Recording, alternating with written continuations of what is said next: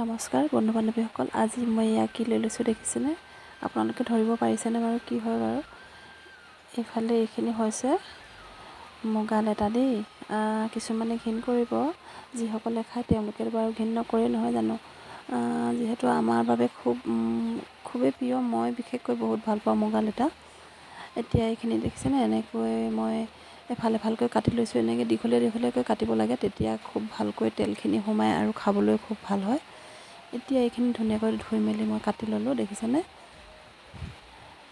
আৰু এই লেটাখিনি ভাজিবৰ বাবে তেল অকণমান সৰহকৈ দিব লাগে। এতিয়া এইফালে কেৰাহীখন পাতি ল'লোঁ। এতিয়া মই তেল দি দিছোঁ। নন ষ্টিকৰ কেৰাহীত যদি ভাজোঁ তেতিয়া লাগি নধৰে, নহ'লে বাকী কেৰাহীত দিলে লাগি ধৰে। ইয়াতে তেলখিনি গৰম হোৱাত গোটা জিৰা কেইটামান দি দিছোঁ, লগতে পিঁয়াজ আৰু কেঁচা জলকীয়া কেইটামান দি এতিয়া ভালদৰে এইখিনি ৰঙচুৱা হোৱালৈকে ভাজি ল'ম।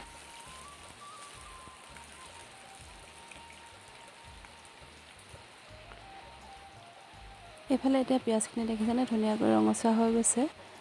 এতিয়া যিখিনি লেটা কাটি থৈছিলোঁ, টুকুৰা কৰি থোৱা, সেইখিনি লেটা মই ইয়াতে দি এতিয়া ভাজি ল'ব লাগিব ভালদৰে।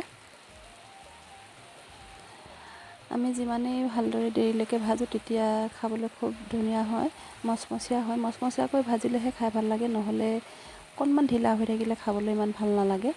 তেলটো সৰহকৈ দি অকণমান দেৰিলৈকে ভাজিব লাগিব। গেছৰ ফ্লেমটো একেবাৰে কমাই লৈ ভাজি থাকিব লাগে। ইয়াতে সোৱাদ অনুসৰি নিমখ আৰু হালধি দি দিছোঁ। পিছত মই অকণমান জিৰা পাউডাৰ দিব লাগিব আৰু বাকী মা মছলা একো নিদিওঁ, এইখিনিতে হৈ যাব।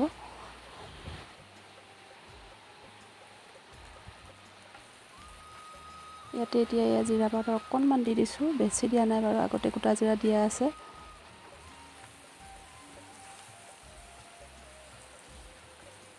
এইফালে দেখিছেনে কিমান ধুনীয়াকৈ খৰখৰীয়া হৈ গৈছে।